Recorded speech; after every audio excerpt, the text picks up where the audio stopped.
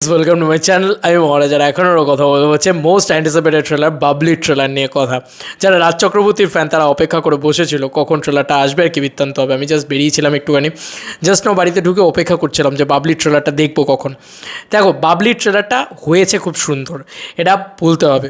একটা feel good, একটা মিষ্টি ফ্যাক্টর কিন্তু বাবলি ট্রেলারটায় রয়েছে। এবার আমার বাবলি গল্পটি বা উপন্যাসটি পড়া নেই, আমি জানি এটা আইকনিক উপন্যাস, কিন্তু আমার পড়া নেই।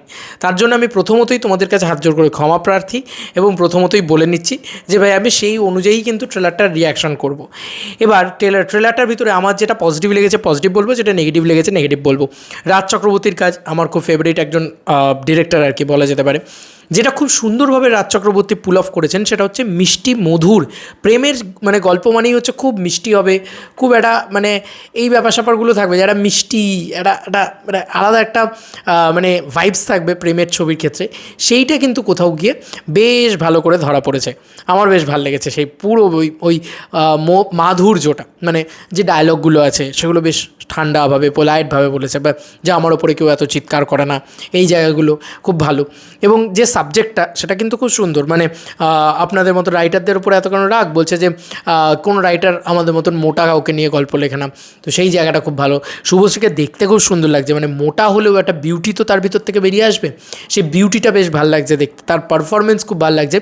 আবিরদাকে খুব ভালো লাগছে, আবিরদার ভীষণ একটা অন্যরকম স্টাইল আছে, বিশেষ করে গাড়ির খারাপ হওয়ার যে জায়গাটা রয়েছে বা ওখানে যে দুজনের ভিতরে যে ডায়লগ চালাচালির বিষয়টা রয়েছে সেই জায়গাটা কিন্তু খুব সুন্দরভাবে মানে ট্রিট করা আমার খুব ভালো লেগেছে। পুরো বিষয়টা যে গাড়ি খারাপ হওয়ার কোনো জায়গা নেই, রাত্রিবেলা এখানে থাকতে হবে, ওই যে জায়গাটা দেখাচ্ছে সেই প্রেমটা কিন্তু রাজ চক্রবর্তী, আমি বলেছি যে মাস্টার অফ প্রেম, মানে প্রেম দেখানোর যদি কিছু হয়ে থাকে হ্যাঁ রাজ চক্রবর্তী মাস্টার সেখানে, তো সেটা ফাটিয়ে দেখিয়েছে, সেটা নিয়ে কোনো সন্দেহ নেই।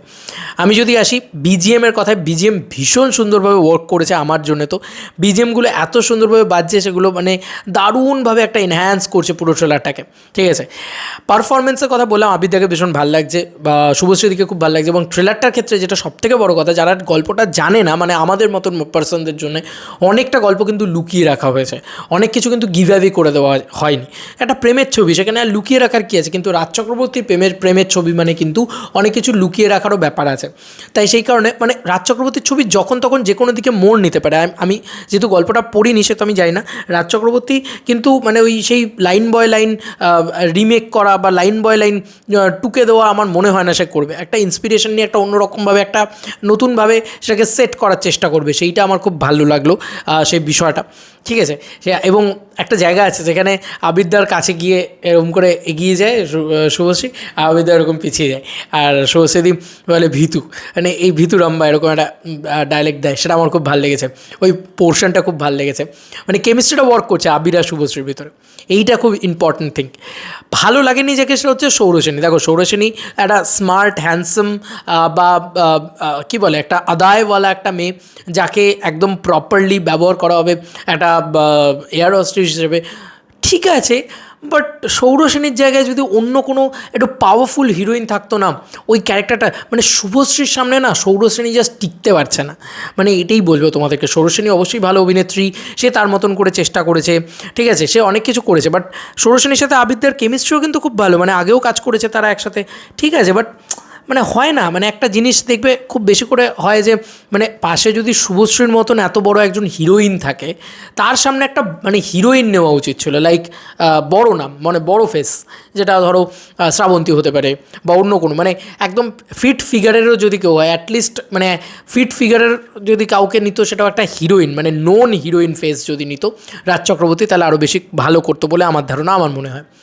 আদারওয়াইজ আমার ট্রেলারটা বেশ ভালো লেগেছে, ট্রেলারের ডায়লগগুলো ওয়ার্ক করছে, ট্রেলারটা ওয়ার্ক করছে, এবং ট্রেলারটা যেহেতু গিভঅ্যাওয়ে করে দেয়নি সেহেতু একটা দেখার চাহিদা তৈরি করছে সিনেমাটা, তাই না? এটা কিন্তু বেশ ভালোভাবে তৈরি করছে, ভালো ছেলে ইত্যাদি, মানে পুরো বিষয়টার একটা কী বলবো একটা টিজ করে দেওয়ার মতন করে যে সিনেমাটার ভিতরে কী কী থাকবে সেটা। তবে আমার আরেকটা জিনিসও নেগেটিভ লেগেছে, সেটা হচ্ছে যে গানগুলোকে, এত ভালো গান রয়েছে সেই গানগুলোকে আরেকটু প্লেস করতে পারতো পুরো ট্রেলারটার ভিতরে, সে কিন্তু প্লেস করেনি কোথাও, সেই জিনিসটা ক্রিস্প করার জন্য হয়তো প্লেস করেনি, সেটা আমার মনে হচ্ছে। বাট আদারওয়াইজ আমার ট্রেলারটা ভালো লেগেছে। আমি তো হলে দেখতে যাবই, মানে ট্রেলার যেমনই হতো আমি অবশ্যই হলে দেখতে যেতাম, কারণ রাজ চক্রবর্তীর ছবি। তবে ট্রেলারটা আমাকে এক্সাইটমেন্ট জাগাচ্ছে, ঠিক আছে। ত্রিকোণ প্রেমের গল্প, এইটুকু তো দেখে বোঝা যাচ্ছে। তো দেখা যাক কীরকম কী হয় না হয়। সৌরসেনীর ক্যারেক্টারটা বেশ একটা আদায়ওয়ালা ক্যারেক্টার, যে কিন্তু এই পুরো ত্রিকোণ প্রেমটাকে সৃষ্টি করছে। দেখা যাক কীরকম লাগে পুরো বিষয়টা, এবং কতটা প্রেম মানেই আজকের দিনে দাঁড়িয়ে কিন্তু খুব মানে হয় না যে খুব ক্লোজলি ব্যাপার স্যাপার হয়ে গেছে। এই যে ব্যাড নিউজ এত ওয়ার্ক করছে, কারণ খুব ক্লোজ নিউটিনিটি বিক্রি করছে, তো সেই জিনিসটা কিন্তু কতটা থাকে সেটা হচ্ছে বিষয়। কারণ এখনকার জেনারেশন খুব সেইগুলো দেখতে পছন্দ করে, এবং আমাদের ইয়াং জেনারেশনও এই ছবিটা দেখতে যাবে বলে আমার বিশ্বাস। কলকাতার বেশি করে আর কি, বেসিক্যালি কলকাতার মানুষজন আরও বেশি করে যাবে হয়তো, আই ডোন্ট নো, মানে দেখা যাক কী হয় না হয়। তবে আমার বেশ ফ্রেশ লাগছে পুরো বিষয়টা, পুরো বিষয়টা ফ্রেশ লাগছে। হ্যাঁ, ফাটাফাটিতে এরকম একটা বিষয় দেখেছিলাম, সেখানেও আবিদ্যা ছিলেন, রীতা বড়ি একটা মোটো মেয়ের গল্প, কিন্তু সেটা একটা অন্যরকম গল্প ছিল, সেটা মডেলের গল্প ছিল। এখানে কিন্তু গল্পটা একদম অন্যরকম, এবং যেভাবে লোকেশনটাকে নিয়ে গল্প বলা হয়েছে সেইটাও বেশ ইন্টারেস্টিং। রাজ চক্রবর্তীর লোকেশনটাকেও কথা বলিয়েছে, সেটা খুব ভালো লাগছে। লোকেশনটাও ভীষণ ভালো, colour grading, look and feel, cinematography, সেগুলো খুব চোখকে শান্তি দিচ্ছে বলা যেতে পারে। এবার দেখা যাক কীরকম হয় না হয়। ট্রেলারটা আমার বেশ পছন্দ লেগেছে, বেশ ভালো লেগেছে। তবে নেগেটিভ পয়েন্ট আমি যেটা বললাম, সৌরসেনীকে শুভশ্রীর সামনে জাস্ট শুভশ্রীর এগেনস্টে যদি কাউকে দাঁড়াতে হয়, তাহলে পপুলার কাউকে দাঁড়াতে হবে, তবে কি ওই বলে না যে ওই ভার্সেসটা জমে, সেইটা কিন্তু জমছে না। এক সেকেন্ড হচ্ছে আমার কোথাও গিয়ে মনে হয়েছে যে আরও গান ফানগুলোকে ঢুকিয়ে আর একটু বেশি মাসি করা যেত পুরো বিষয়টাকে, সেটা করা হয়নি। হয়তো ক্লাস অডিয়েন্সকে পুরোপুরি টার্গেট করতে চায় বলে করা হয়নি, দেখা যাক। তবে রাজ চক্রবর্তী থেকে ভরসা আছে। রাজ চক্রবর্তী এখনও অবধি আমাকে কি বলবো, হতাশ করেনি কোনোবার। দেখা যাক, এটা হতাশ যেন না করে সেটাই চাইবো। কারণ ধর্মযুদ্ধ দেখেছি, তার হাবজি গাবজি দেখেছি, আমার খুব পছন্দের দুটি ছবি। পরিণীতা তার আগে ভীষণ ভালো লেগেছিলো পরিণীতা, এবং রাজ চক্রবর্তীর প্রতিটা ছবি আমি খুব ফেভারিট। দেখা যাক বাবলি কেমন হয়। বাবলি নামটা আমার খুব, বিশেষ করে একটা জায়গা ছোট্ট, আমি জাস্ট শেষ করবো, জাস্ট ছোট্ট করে একটা জায়গা আমার খুব ভালো লেগেছে।